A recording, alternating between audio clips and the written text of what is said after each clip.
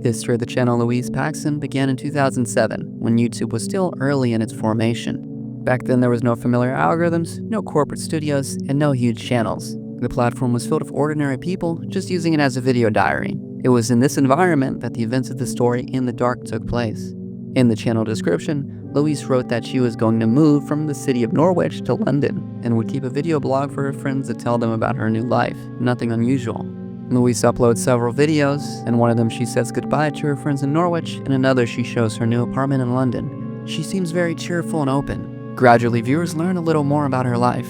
Louise recently went through a difficult breakup with a boyfriend named Joel. In addition, shortly before the move, her grandfather died, leaving her an inheritance, thanks to which she was able to rent an apartment and start a new life in London. The first few weeks of her blog look absolutely normal. Louise films everyday videos, playing with the cat, showing the exercise machine, talking about job offers. Everything looks like an ordinary diary of a young woman trying to settle into a new city. But after a few days, a strange turn happens.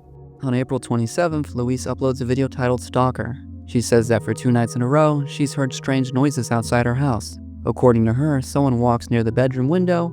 When she goes to the kitchen to check, she sees a man standing near the glass door. Louise calls the police, but they tell her that without proof, there's not much they can do. So the next night, she decides to record what is happening on camera. In one of the videos, a dark silhouette appears behind the door. Louise gathers courage and opens the door, but there's no one there.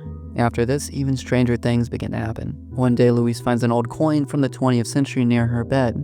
Then she notices that there's a strange cold spot in her bedroom. With the help of a thermometer, she says that the temperature in one part of the room drops to almost 9 degrees. Later, she finds a child's shoe under the sofa with a name written inside.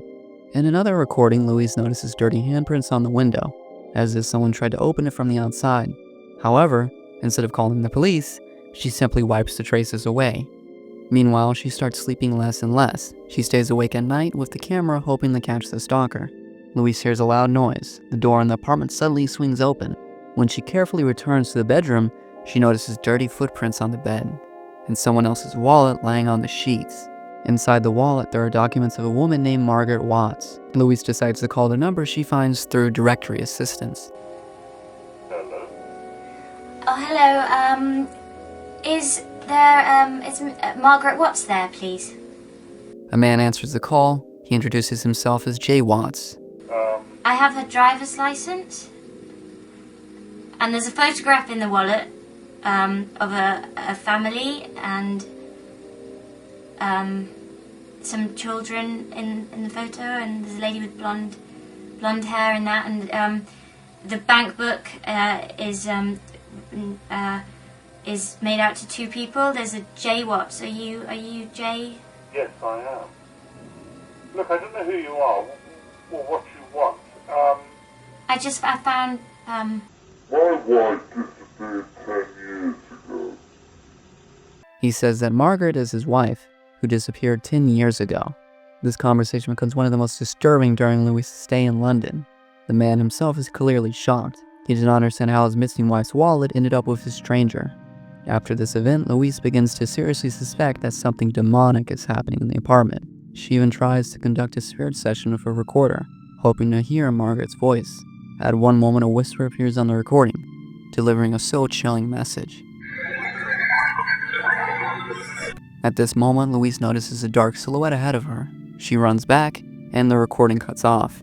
But if we look closer at these frames, we understand that in the space when we see the silhouette, there was a mirror, which means that something was not in front of Louise, but behind her. And that's not all. She begins to notice that objects in the apartment move by themselves. Keys disappear and reappear. Doors open without reason, and one day she says that she felt someone touch her hand in the dark. By the end of June, the situation becomes unbearable. Louise packs her things and says that she is going to leave the apartment. But before she can do it, her friend named Lizzie comes to visit her. On July 1st, they record a video together, drink wine, and try to spend a calm evening together. It seems that the presence of another person calms Louise a little. A few days later, a video titled Please Help appears on the channel. It is uploaded by Lizzie. She writes that Louise has disappeared. In the recording, the pair hears noises in the apartment. They try to go outside, but the keys suddenly disappear. The lights go off again, and Louise panics and locks herself in the bedroom, while Lizzie stays in the corridor. We've got to get out of here, we've got to get out of here. Okay, it's going to be okay, don't panic, don't panic. Oh God. Shh. Hey, what? Something just touched me.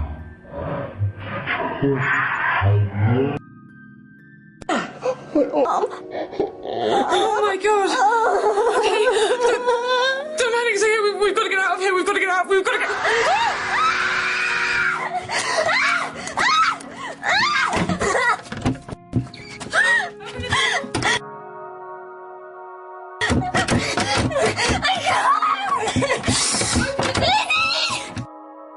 At some point, the camera falls to the floor. In the last frames, you can see the legs of an unknown figure standing in the darkness. Louise was never seen again. This ARG, which appeared at the dawn of YouTube, is a perfect illustration that such an overused archetype of monsters can still be scary. Creepy segment of the internet and its users, unlike the big players of the media industry, are not afraid to experiment and create something truly unique and frightening. This video is a continuation of my series, Webelution, in which we will look at the most notable and disturbing examples of seemingly cliché archetypes, but already created in the digital space. If you want to support the author, leave a like and write your opinion about the video in the comments. For a small YouTuber like me, this feedback and support is critically important. And now I'll begin my story.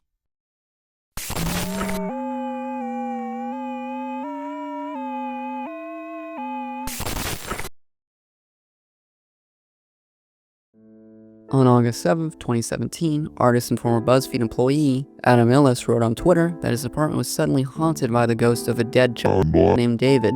According to him, at first he had begun having reoccurring nightmares. In them appeared a boy with a dent in his head. He introduces himself as David and allows Illis to ask him 2 questions. At the same time, David adds that for the 3rd question, he will kill him. At first, Illis followed David's rules, but once in a dream, he broke the rule. And after that, strange things started in the apartment. His cat stared into emptiness, and in the corridor and in photographs, a figure of a child sometimes appeared. Later, he posted videos, photos, and recordings where a small silhouette with a dent in its head could be seen. There was also a case when a camera that took a picture of the room every 60 seconds captured a small boy sitting on the chair and gradually getting closer to it.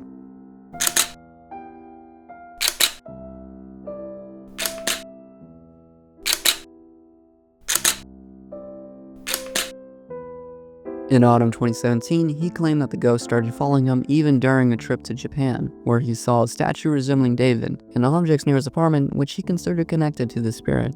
In November and December of 2017, Illis published new photos of the supposed ghost and said that it became stranger and appeared more and more often, usually at night. But after a series of updates at the end of 2017, the story gradually went silent, leaving the audience to arguing whether it was a real paranormal story or just a very successful ARG, which in a few months gained millions of readers and later even got a film adaptation.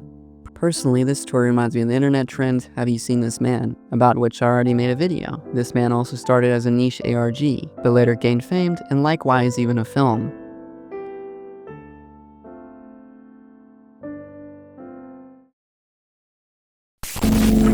My family has been gone for 3 days now. The story of Victor Torin's terrifying loneliness unfolds in 1997, and is presented as a collection of video diaries and camera recordings, later assembled by the police in chronological order. Victor is 17 years old. He lives in Morristown, New Jersey. Everything begins on the morning of November 25th, 1997, when he notices the first strange thing. The door to his older brother's room is still closed, even though he usually wakes up earlier than Victor. Victor goes downstairs and sees that there's no one in the house. His parents are gone too, but his mother seems to have left him a thermos of coffee out of habit.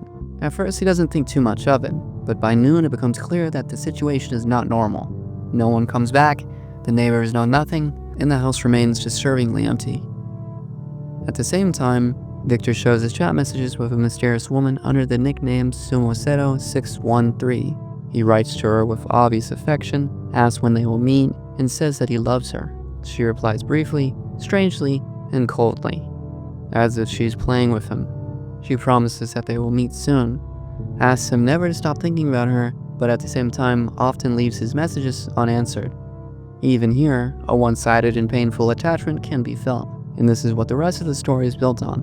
At night, frightening things begin to happen in the house. Victor hears strange sounds, whispers, movement, and a voice is heard at the door, that literally makes him freeze in fear.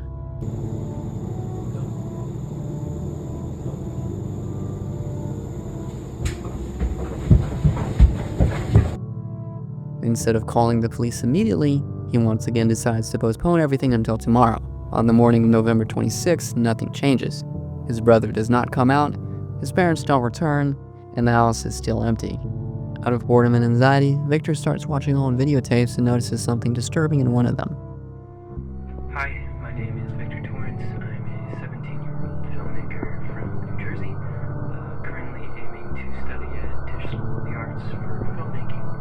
I'm really into documentary filmmaking, portraying life in as real a lens as possible, because I believe that's the truest way to make you feel something, like intrigue or love.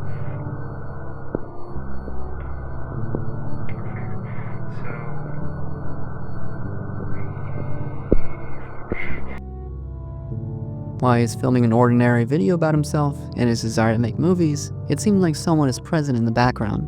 The following night, Victor barely sleeps. Early in the morning of November 27th, on Thanksgiving Day, he records a frightened message on camera. It is 6 a.m. on November 27th, 1997. Happy Thanksgiving. My family has been gone for 3 days now. I should have called the police 2 days ago, but I just kept holding on to hope that they'd come back if something crazy happened. It's stupid. I need to tell somebody. I had a nightmare, and it woke me up, and I couldn't go back to sleep.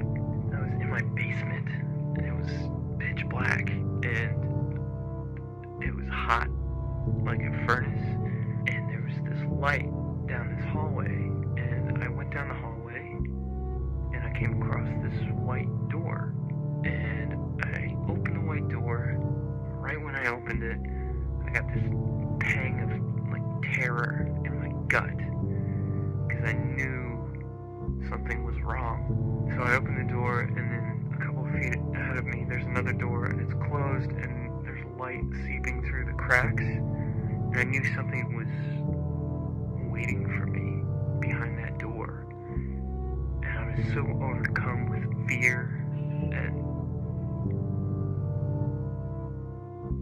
tells about a terrible dream, as if he found himself on a hot, dark basement, walked down a corridor to a white door, opened it, and immediately felt an animal-like terror. During this recording, a sudden noise is heard in his house, and Victor thinks that someone has returned. At that same moment, Sumo Seto writes to him that she will come to his house in a few hours. Later, Victor hears footsteps, the sound of dishes, whispers, and even screams. In search of at least some explanation, he goes through old Betamax tapes and finds among them recordings that he does not remember at all. One of them is labeled as a recording of a nightmare. On these videos, fragments of his dream and other sinister images seem to be captured, as if someone had filmed his subconscious from the inside.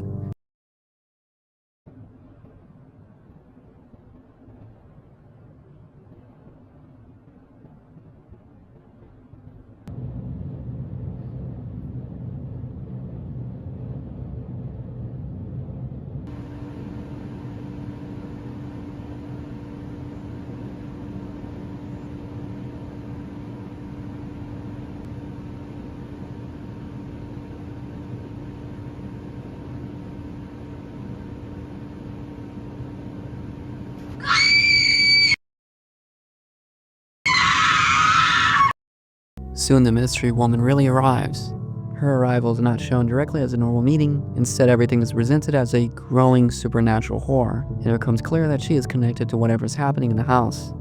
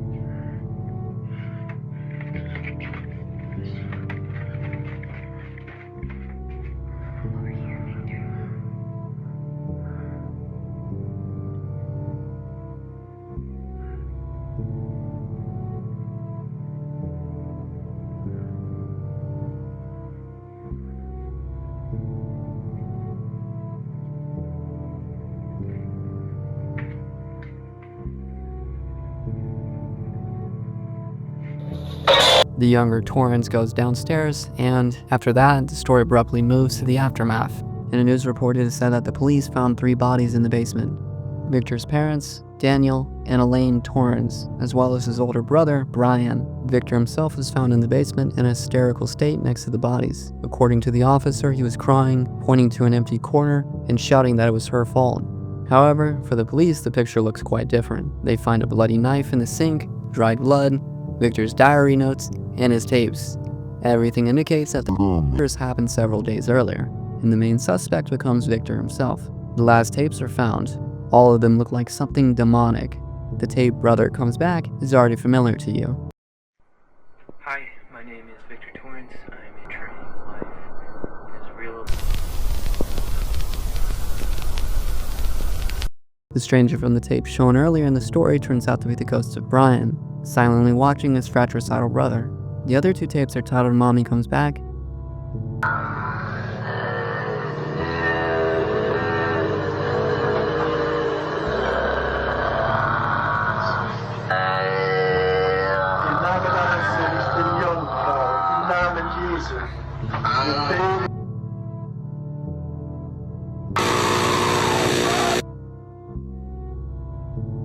and "Daddy Comes Back."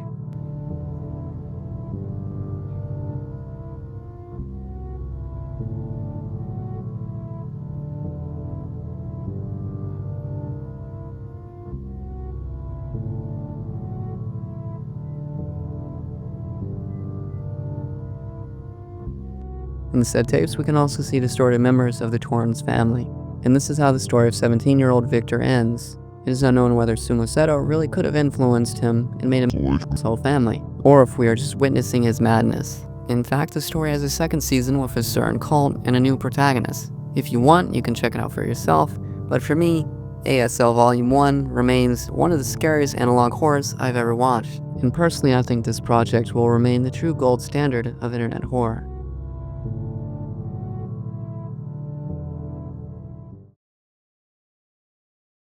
You will hear the trumpets play their happy sounds. The streaming blood of life will pour down onto us all. The world of Dr. Nowhere itself is full of various creepy and grotesque ghosts. A boy who drowned in a bathtub because of his parents' carelessness, a locust with razor-sharp claws, even an entire house without windows with evil living inside it. But in today's mass internet culture, Dr. Nowhere is best known for creating a demonic and unbelievably terrifying entity called the Boiled One. Listen closely. Do you hear it? You will hear the laughter of thousands as the sky opens up. You will hear the trumpets play their happy sounds. The streaming blood of life will pour down onto us all. Together, we will be still. Together, a feast fit for a king. Together, melded by love and purest connection. Be still. You have probably already encountered it. This face has been seen by everyone who's at least briefly looked into the horror side of the internet. But what about this man himself? Do you know who he is? Fans of Dr. Nowhere and people interested in the history of World War II have most likely read his biography. This is Mutsuhiro Watanabe, one of the most brutal war criminals of Imperial Japan. He served as a guard in several prisoner camps in Japan, where he got the nickname the Bird from the prisoners for his extreme cruelty. After Japan's surrender in 1945, the Allies included him on the list of wanted war criminals, but he managed to hide and never stood trial. Later, Mutsuhiro lived an ordinary life in Japan and died in 2003. His story became widely known after the book and film Unbroken. It shows the abuse of Olympic athlete and prisoner of war Luis Zamperini. Both Luis and Mutsuhiro exist in the parallel reality of Dr. Nowhere. Zamperini, whose name was changed to Job, is shown as an old, exhausted, and morally broken man. He is also a World War II veteran, but unlike his real-life counterpart, he was never captured. Instead, he was unlucky enough to see the Curse broadcast that was taken over by the phenomenon Fin-228. This is the codename given to the entity, later called the Boiled One. Its prototype was Mutsuhiro. This is hinted at by the inscriptions that say, "Fear the one and only Watanabe, the bird." It is quite possible that the Boiled One was the infamous Japanese war criminal who, after death, turned into this thing. An indirect confirmation of this is that the events connected with Fin 228 take place in 2003, the same year when the real Mitsuhiro died. As for its abilities, it is enough just to see him or hear his message for him to start affecting the victim's mind. He's also capable of psychological influence, causing hallucinations and paralysis, spreading through television signals and recordings, and gradually bringing a person to a state of complete paralysis while keeping them conscious. The Boiled One is a mix of unique lore, a monstrous appearance, and a touch of real history about war crimes. This is why it is not surprising that he became one of the most iconic ghosts of internet horror.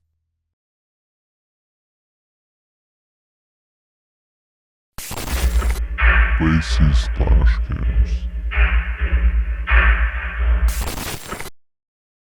The series Lacey's Games tells the story of a website with flash games for women that supposedly existed since 2004. The site contained games about a girl named Lacey and her friends, Macy and Jay.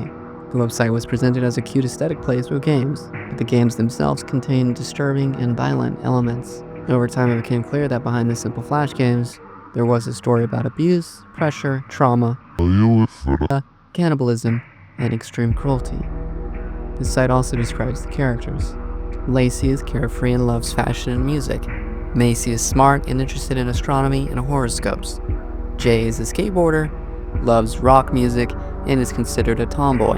The creators of the site are said to be Urotsuki and Grace, who claim that they just wanted to make safe games for children. Let's take a look at each one of these games. Lacey's Wardrobe. In this game, you need to choose clothes for Lacey for different events: a picnic, going to the store, and a date. At first, the game looks normal, but strange details start to appear. During the picnic in the forest, you can see the face of a man watching Lacey. Later, she gets a phone call from a stranger who says that he loves her. In the store, a message appears asking for help. Before the date, a gift appears near the door, and inside there's something that looks like human remains. Lacey breaks the fourth wall and asks the player not to let her go outside. Unfortunately, the player does not hear her plea. In the finale, a maniac kills her and says that he ate her remains so they could be together forever. The worst part is that after restarting the game, Lacey is alive again, and once again she is chased by the maniac from the forest. The awareness of the main character, who understands that she is also inside a digital world, makes the situation extremely disturbing. Lacey's Diner. In this game, Lacey opens a cafe. You need to cook food and serve customers within a limited time. If you fail, the visitors leave, and Lacey starts to panic. She says that the cafe is everything she has, and if the business fails, she will have no future. After repeated failures, her behavior becomes aggressive. She gets angry at the customers and says that she will cook a special dish for them. On the last level, the normal ingredients are replaced with cigarettes, glass, drugs, and uncle. The customers turn into ugly figures, ready for a horrifying meal. After that, the cafe is closed, and Lacey's left alone, and according to hints, hidden text talks about abuse, fear, dirt, pain, and a person who hurt her. It is assumed that this person was that same uncle. Lacey's Pet Shop. In this game, you need to choose animals for customers. At first, the tasks are normal, but later they become horrible. After that, the game turns into an adventure inside Lacey's house. Scenes of memories of fear and abuse appear in the house. It is shown that she lived with her uncle who tortured her. The text says that he took away her angel, which might have been a pet. It is implied that Lacey killed her uncle and hid the body under the bed. The story also mentions that Urotsuki, one of the creators of the site, behaved strangely and later disappeared. I think you already probably get it that Lacey is the soul trapped inside the flash games. The games themselves are her personal hell, where she has to relive horrible events over and over again, unable to change anything. Some users assume that the soul may belong to Urotsuki or herself, but I see this not as a mysticism, but as an allegory that childhood trauma does not disappear, and victims have to relive the memories of horror in their heads again and again. Lacey's Flash Games is a brilliant example of the digital horror genre, shocking with its explicit scenes, and at the same time depressing because of the realization of the tragic fate of the main character, who clearly did not deserve what is happening to her. And this is where our video ends. If you like this episode of Wevolution, please leave a like and write a comment, and I'll see you in the next video.